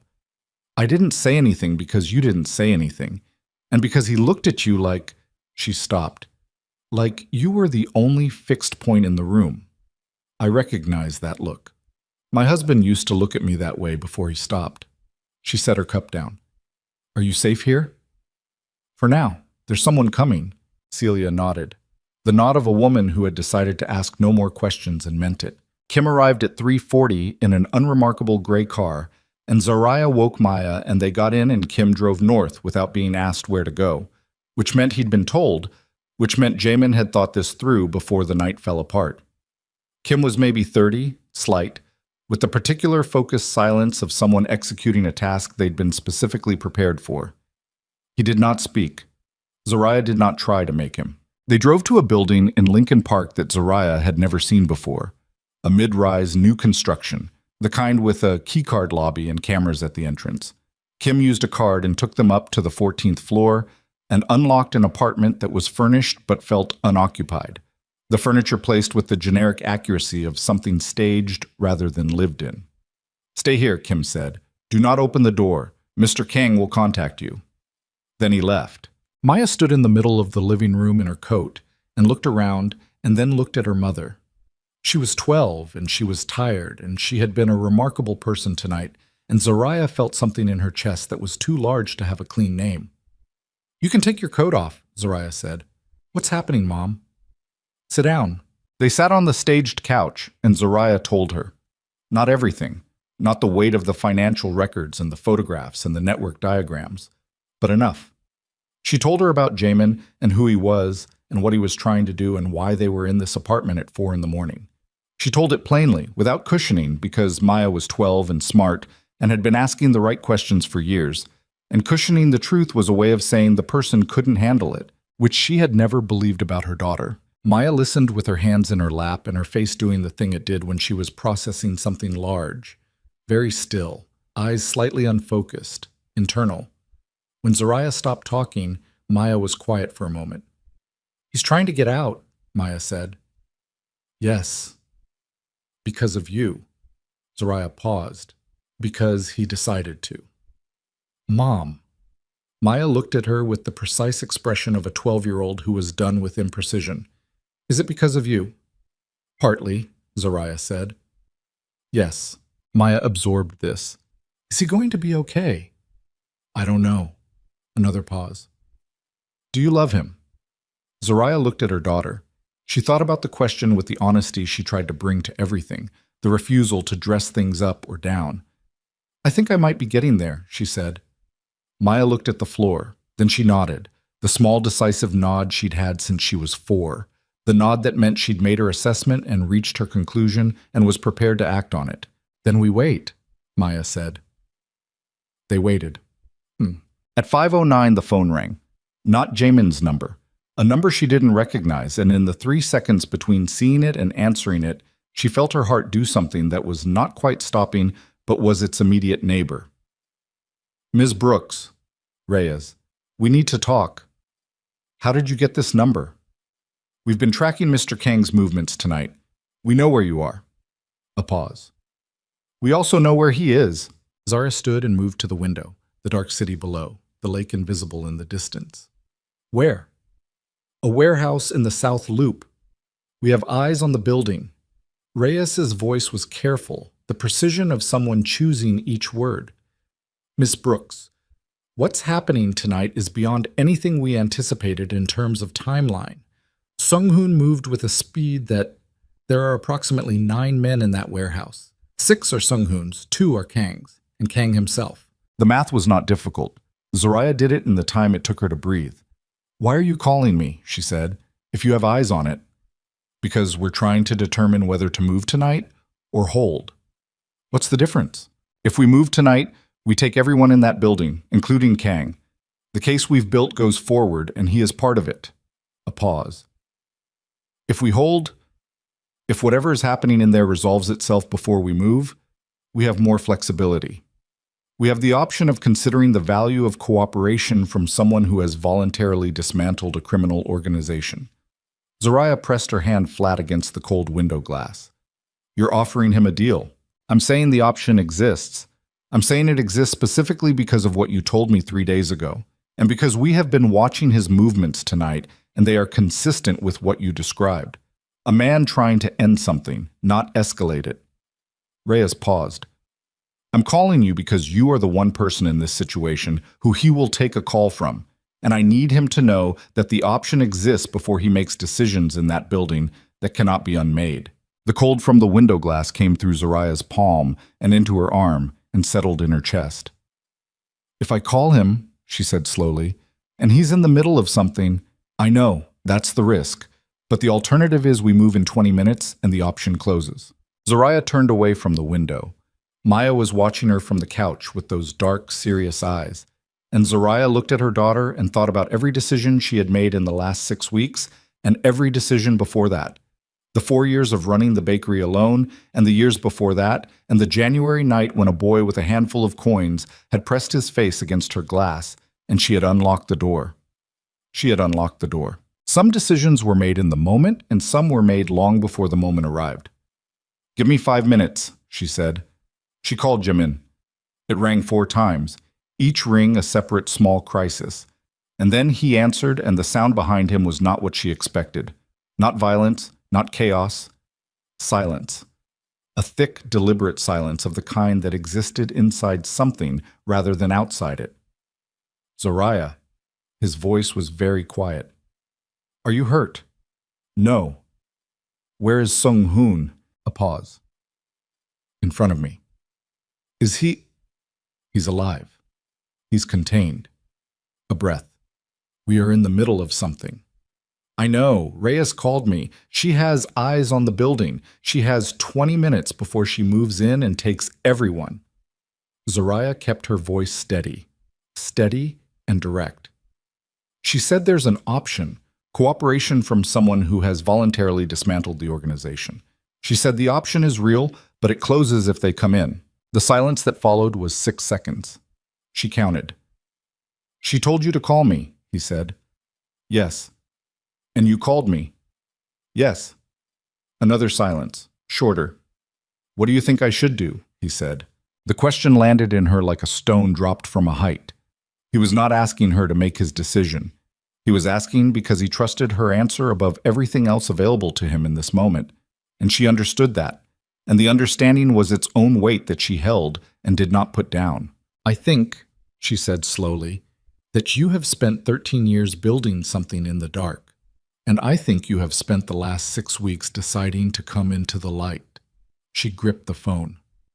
I think the deal is the light. I think fighting your way out of that building is the dark, and I think you already know which one you want.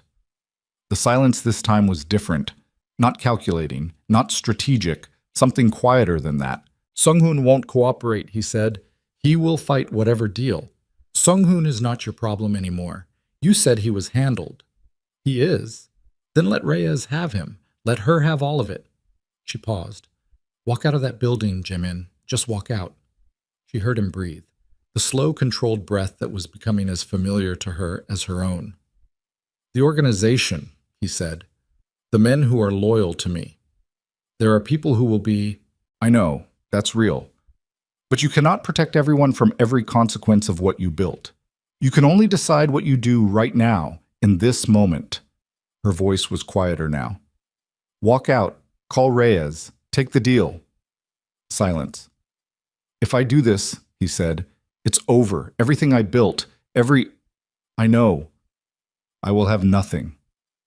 You'll have what you started with, she said, and someone who unlocked the door. The longest silence yet. Then, tell Reyes 20 minutes. Tell her I'll come out the front. Zoraya breathed for the first time in what felt like several minutes. Jamin, I know, he said quietly.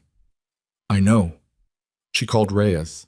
Then she sat down next to Maya on the staged couch in the safe apartment, and Maya leaned against her and they sat in the dark and watched the city outside the window. And waited. And at 5:44 in the morning, Zoraya's phone lit up with a text from a number she didn't recognize that said simply, Out. Front. Reyes has him. She put the phone down. She sat with her hands in her lap and the city going gray outside toward dawn and Maya's weight against her side. She thought about a receipt with a promise written on it in the cold handwriting of a freezing boy. She thought about the moment that morning, 13 years ago, when she'd come downstairs and the receipt was on the counter, and she'd read it and set it down and gone upstairs to sleep, not knowing that the debt it described would take. The dawn came in gray and without ceremony, the way Chicago dawns came in January, not breaking so much as arriving, the darkness thinning by degrees until the sky was the color of old concrete and the city reassembled itself out of the dark one building at a time. Zoraya watched it from the window of the 14th floor apartment while Maya slept on the couch behind her, finally fully under, her breathing the slow, even rhythm of someone whose body had decided enough was enough and taken over. Zoraya had covered her with a throw blanket from the closet, the only personal feeling thing in the whole staged apartment, and stood at the window and watched the city come back and held her phone and waited. At 6:22, Reyes called. He's in custody, Reyes said. Cooperative. Sung-hoon and 4 others were taken at the scene. 2 of Sung-hoon's men are in the hospital. Non-life-threatening. No fatalities. A pause that had a texture to it. A pause that was not empty. Kang gave us everything. Names, structures, financial architecture, the works. He started talking before we got him in the car. Zoraya pressed her forehead lightly against the cold glass. What happens now? Now it's complicated. It's going to be complicated for a while. Reyes said it without softening it, which Zoraya respected. The U.S. Attorney's Office will be involved. His cooperation is significant, probably the most significant single cooperation we've gotten in this investigation. That matters, but it doesn't make things simple. Does he go to prison? A pause. That's not my determination to make. What I can tell you is that the difference between what happens to someone who cooperates fully and voluntarily versus someone we take down fighting is substantial. His attorneys, and he will have very good attorneys, will make that case. Another pause. He asked about you, first thing. Before he said anything else, he asked if you and your daughter were safe. Zoraya closed her eyes for a moment. Tell him yes, she said. I did. She stood at the window for a while after the call ended, watching a garbage truck make its way up the street below with the slow grinding patience of something that had a job to do regardless of what had happened the night before. She thought about the word complicated, which Reyes had used twice and which was, she suspected, the most accurate word available for the next significant portion of her life. She had known that. She had known it from somewhere around the 3rd Wednesday in October when she'd looked across the counter at a man in an expensive suit holding a sourdough loaf with both hands and felt something shift in the architecture of how she understood her own life. She had known it, and she had unlocked the door anyway, which was not stupidity and was not naivety and was not even exactly hope. It was something more stubborn than hope. It was the same thing that got her downstairs at 4 in the morning to turn on the ovens. The same thing that had made her hand a loaf of bread to a freezing boy when she had $32 in the account. The same thing her mother had carried for 22 years in a neighborhood that made carrying it difficult. She didn't have a clean word for it either. She just knew what it felt like from the inside. She went and sat beside Maya and waited for her daughter to wake up. They let her see him on the 4th day. It was a federal holding facility on the west side, a building that announced nothing about itself from the outside, just concrete and windows and the particular institutional flatness of places designed to contain. Reyes had arranged it in a way that made Zoraya understand the cooperation had indeed been significant, that the U.S. Attorney's Office was treating Jamin as an asset rather than simply a target, that the complicated thing Reyes had described was complicated in ways that ran in multiple directions. She went through the security process with the patience she brought to all bureaucratic processes, the patience of someone who had spent years navigating forms and offices and systems that were not designed with her convenience in mind.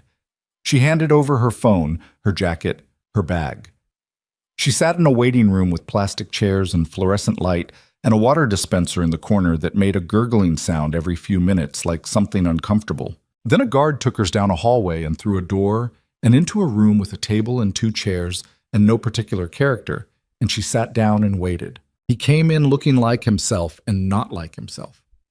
The suit was gone. He was in the clothes they'd given him, a gray sweatshirt and dark pants that fit approximately and gave no information about the person inside them, the way suits gave information.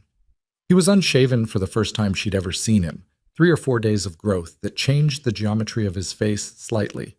He looked tired in a way that went deeper than the surface. The tiredness of someone who had put down something very heavy and was feeling for the first time the full extent of what carrying it had cost. He sat down across from her. For a moment, neither of them said anything. She looked at him, and he looked at her, and the room held the silence without asking them to fill it. "You look terrible," she said. Something moved through his face. Not quite a smile, but its antecedent. "I know." "Are you hurt?" "No." He looked at his hands on the table. They were the same steady hands. That hadn't changed. The agents have been professional, Reyes especially. She's good at her job. "Yes." He looked up. "How's Maya?" "At school. Acting like everything is normal, which I think is her way of deciding everything will be normal." Zoraya paused. "She asked about you." Something in his face moved more significantly at that. He looked back down at his hands. "What did you tell her?"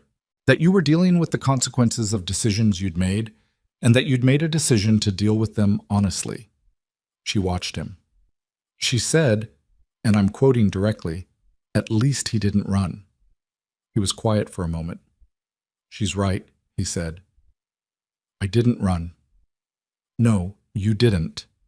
Zoraya leaned forward slightly, arms on the table. "Tell me what they're saying, honestly." He looked up. 18 months, most likely. Could be less, depending on how useful the information is as the case moves forward. My attorneys they're good. Reyes wasn't wrong about the cooperation mattering. He said it with the flatness of someone reporting facts rather than asking for a reaction, which she understood as a form of dignity, refusing to present the information in a frame that required her to respond with reassurance. "There will be civil asset proceedings. Most of what I had, what was built through the organization, will be subject to forfeiture. There are some holdings that were cleanly separated years ago, legitimately structured. Those may survive." A pause. "I will not be a wealthy man when this is done." "Were you planning to stay a wealthy man?" He looked at her. "No." "Then that's not news." He was quiet, studying her face with the thorough attention she'd come to know, reading her the way he'd always read her. Not for weakness or leverage, but for truth, for the actual state of things. "Why are you here?" he said. Not coldly, genuinely. "Because you called me before anything else, the way I asked." "I called you because I needed to hear your voice." "I know," she said. "That's why I'm here." He breathed, the slow, controlled breath. "Zoraya, I had an organization with 240 people. I had more money than I could have spent in 3 lifetimes. I had influence over things that politicians with actual power couldn't touch." He held her gaze. "I gave all of it to a federal agent at 5 in the morning because a woman who runs a bakery in Pilsen told me to walk out the front door." A pause. "I need you to understand I don't regret that. I'm telling you the scale of it so you understand what I'm saying when I tell you I don't regret it. Not any of it." Zoraya looked at him for a long time. "I know," she said. "You're not surprised. I've had 4 days to think about it." "And?" She unfolded her hands and laid them flat on the table, not reaching toward him. The rules of the facility didn't allow contact, which she'd been told in advance, but open, the gesture of someone with nothing held back. "And I think," she said slowly, "that you have spent your entire adult life being the most dangerous person in every room you entered. And I think that's a very lonely way to live." She paused. "And I think that whatever comes after this, the 18 months, the rebuilding, all of it, I think that's the first real life you'll have had. And I'd like to be part of it." She held his gaze. If you want that. The room was very quiet. I want that, he said. His voice was quiet and completely certain, the voice he used for things he'd decided completely. I've wanted that since the second Wednesday. The second Wednesday, she said, specifically. You told me the bread I was ordering was the one that runs hot in the oven. You said it like you were confessing a flaw and I should know about it before I committed to the order. Something crossed his face that was fully a smile this time, unhidden. I thought, this is a woman who will not let you be comfortable with a lie, even about bread. Zariah looked at him. It does run hot, she said. I know. It's still the best bread I've ever had. She sat back in the plastic chair and looked at this man in his gray sweatshirt in his fluorescent lit room, and she felt something that wasn't joy, not exactly. Joy was too light a word for something that had this much weight to it, but something in the same family as joy, something that lived in the chest and changed the quality of breathing. 18 months, she said, approximately. I'll keep the sourdough. He looked at her. The bakery. Zariah, you shouldn't.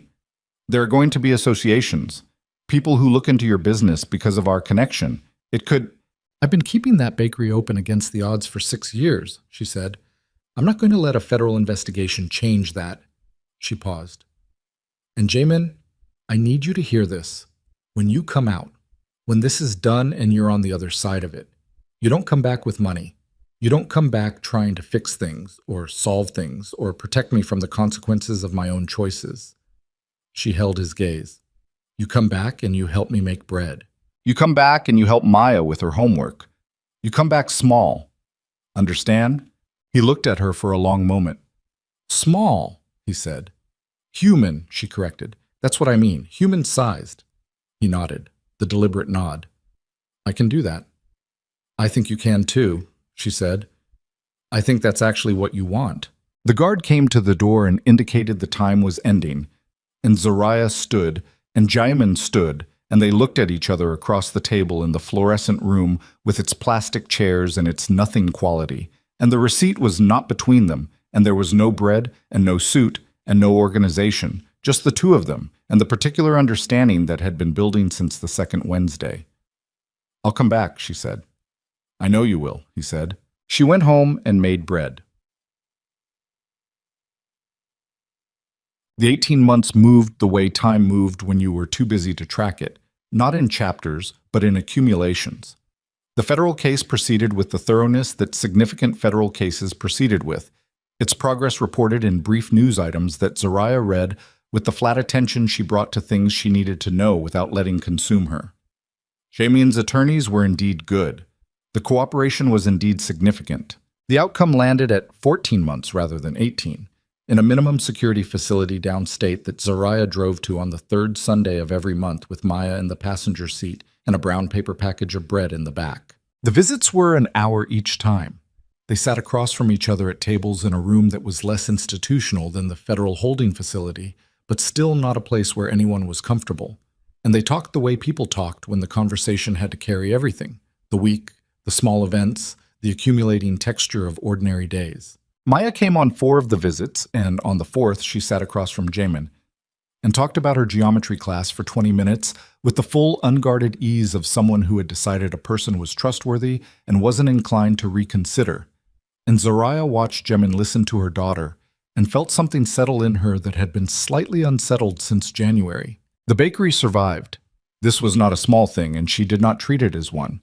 The neighborhood continued its slow transformation, 2 more longtime businesses closing on the block, the building 2 streets over completing construction and filling with residents who had the particular quality of people who had not grown up in a neighborhood like this and were making a particular kind of peace with having moved into one. Some of them became her customers. She did not feel complicated about this. Money was money and bread was bread, and her mother had fed everyone who came through the door regardless of where they came from, and she was her mother's daughter. She applied for a grant from the city's Small Business Development Fund in the spring and received it. Not the full amount, but 60%, enough to replace the oven on the far left that had finally given up in March, and to put new glass in the display cases and to add 2 tables to the front room. She hired a part-time assistant, a 20-year-old named Deshawn from the neighborhood who had an immediate and serious relationship with bread making that reminded her of herself at that age. The particular focus of someone who had found the thing they were supposed to do. Maya turned 13 and then 14.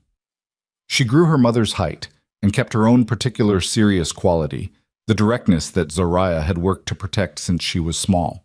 She was good at school in the focused way of someone who found it useful, rather than the performed way of someone who found it necessary.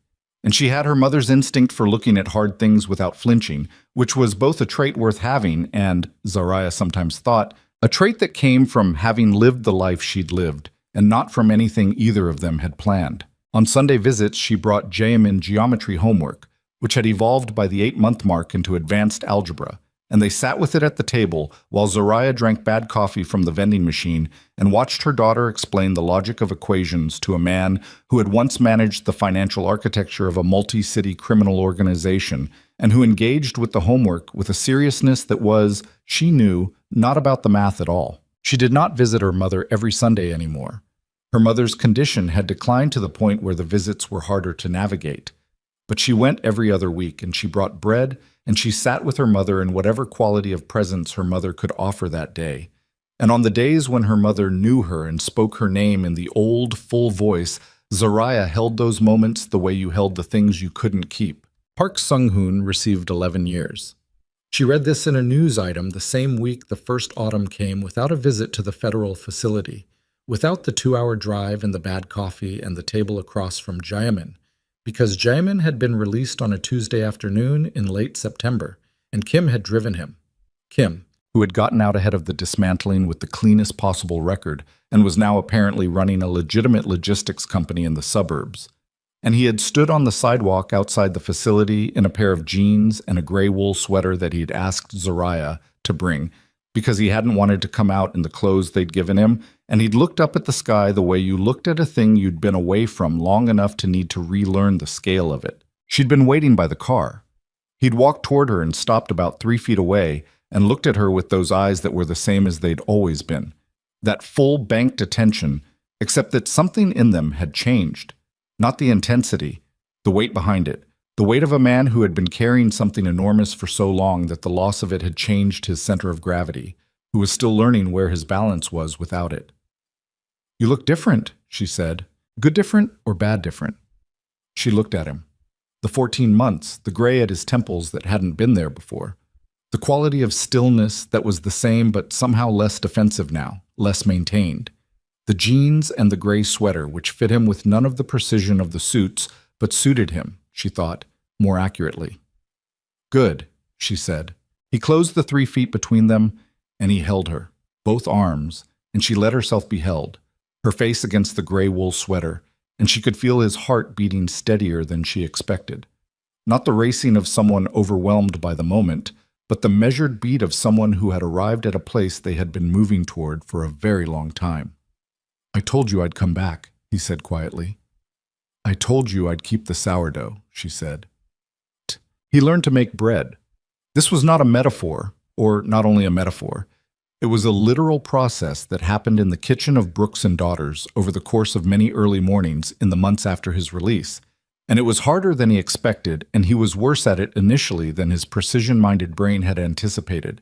And this frustrated him in a way that was wholly new, because the things he had been bad at in his previous life had not involved flour on his hands and a dough that refused to behave. Zariah had no patience for frustration in her kitchen. "You're thinking too much," she told him, on a morning in November when the sourdough he'd shaped had come out wrong for the 3rd time. "Stop calculating and feel it." "I don't know how to do that." "Yes, you do. You just haven't used it for anything that didn't matter before."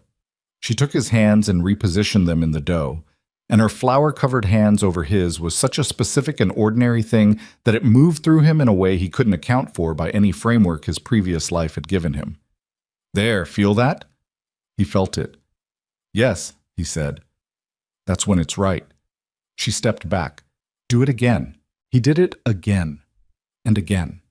He came in at 5 in the morning, 3 days a week for 4 months, working beside Deshawn, who treated him with the straightforward respect of someone who knew the broad outlines of his history and had decided not to make it the primary fact about him, which was a generosity Jamin noted and did not take lightly. He was not skilled at the bread for a long time.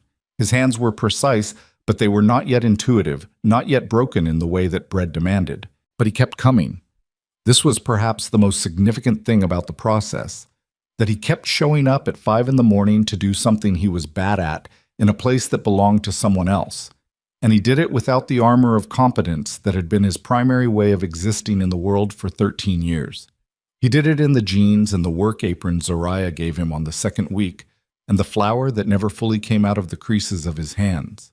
He moved into an apartment 6 blocks from the bakery, small and clean, chosen for proximity and for the fact that it had a window that looked east and caught the morning light in a way that surprised him every time.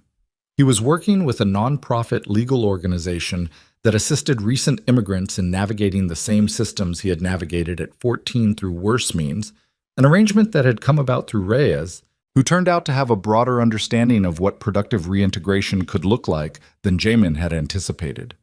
He sat across from people who arrived the way he had arrived, and he helped them with a specificity that no guidebook or social worker fully provided. And he did not tell them his story, but they read it in him somehow, in the way he looked at them, and he let them read it because it was true. The work paid almost nothing. He lived on almost nothing. He had, in the final accounting of the civil asset proceedings, a sum that was modest by the standards of his previous life and sufficient by the standards of his current one. He did not think about the previous sum.